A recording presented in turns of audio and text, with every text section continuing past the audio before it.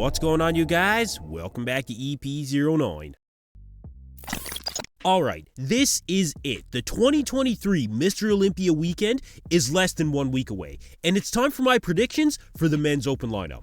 The lineup this year is absolutely stacked, and with such a stacked lineup, anyone that can make their way into the top 10 will really be able to call themselves the elite of the elite. Yes, it is not just about the top 5 or top 6 this year, and honestly, it made these predictions very, very hard to nail down. We are essentially going to see two battles happen in the open. We'll have the battle for the top 5, and we'll have a very exciting battle between 6th place and 10th place. And because of that, I decided to break up my prediction videos. So in this one, I'm going to cover who I think is going to land in that 6th place to 10th place spot. So buckle up, you guys, hang tight, this is going to be a good one. Alright, so we're going to start out with 10th place, and in 10th, I have Charles Griffin, and this will be the 3rd time that Charles will appear on the Olympia stage. Charles came into the Legion Sports Fest earlier this year, showcasing, I think, the best conditioning that we've seen from any bodybuilder on really any stage this entire season.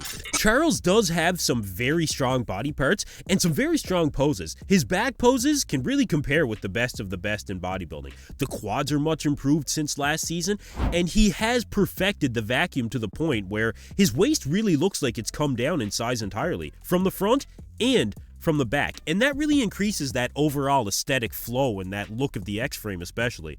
I think he has the muscle to crack the top 10, he'll definitely have the conditioning, and I think that he has the work ethic. Now, of course, there are no rewards on that stage for the hardest worker out there, especially if you guys ask Bob Ciccarillo, but to the fans that really follow the journey of these bodybuilders, Charles has put in the work. He's overcome the adversities, and man, this guy wants it. He wants this placing bad, and I do think that he's going to reach his goal of hitting the top 10. So for those reasons, I have Charles Griffin in 10th place.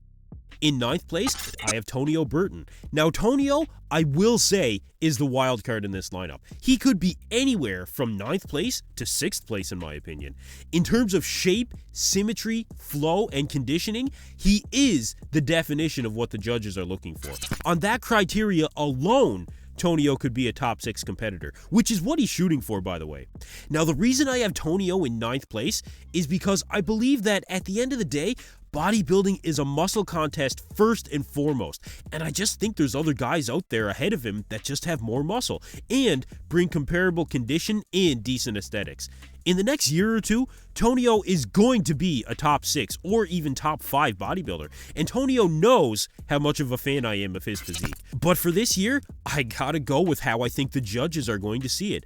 But this is a huge jump forward for Tonio. This entire season really was a huge jump forward for Tonio. And Tonio, if you're watching, you know I love you, man. And it's only a matter of time until you're one of the biggest names in bodybuilding. So for the 2023 Olympia, I have Tonio Burton in 9th place. In 8th place, and this is where it gets interesting, I have Hunter Labrada, and this really was a difficult call to make. We witnessed the best version of Hunter Labrada take the stage earlier this year in Tampa.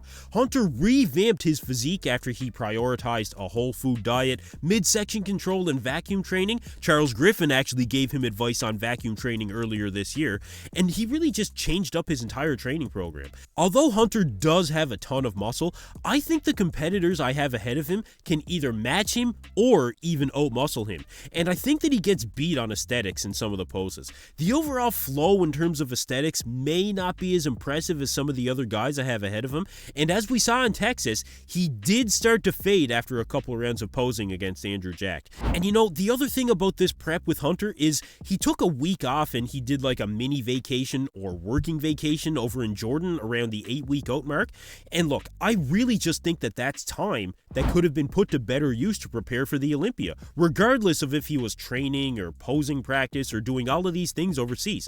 And look, that's just my opinion, you guys, but for those reasons, I have Hunter in 8th place. In 7th place, I have Michael Krizo, and this is a big jump for Krizo at the Olympia. After seeing the package he brought to the Empro Classic, we have definitely seen improvements in the conditioning department. I think his back has also improved, and he looks like he did put on some more size overall, if that's even possible.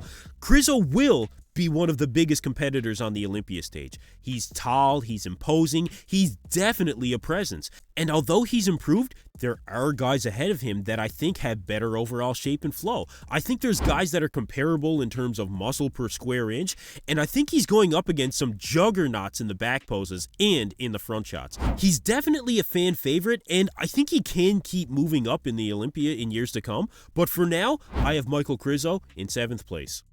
In 6th place, I have Brandon Curry. Now, in the updates we have been seeing from Brandon leading up to the show, he is looking very impressive. He looks like he's bringing the conditioning this year, and I think Brandon has fallen short in that department in the last couple of Olympias. Upper body wise, especially from the front, Brandon shows why he took home the title in 2019. The cap delts and the roundness to the arms, the thickness of the chest, as well as the overall aesthetic flow, these are the attributes that push Brandon to consistently finish within that top 5 at the Olympia for years now. I think traditionally Brandon does come in and get beat in the conditioning department, and I think the legs do look improved, especially from the side, but I think the overall balance is where the door is left open on Brandon. So for those reasons, I put Brandon Curry in 6th place. And you guys, those are my predictions from 10th place to 6th. It is going to be an absolute epic battle, and that probably gives you guys an idea of my top 5. But who do I think is going to place where in that top 5? Well, you guys stay tuned for the next video. I'll break it all down for you guys right there. Anyway, that's it for me in this video, you guys. Thank you for tuning in to EP09. Be sure to like and subscribe.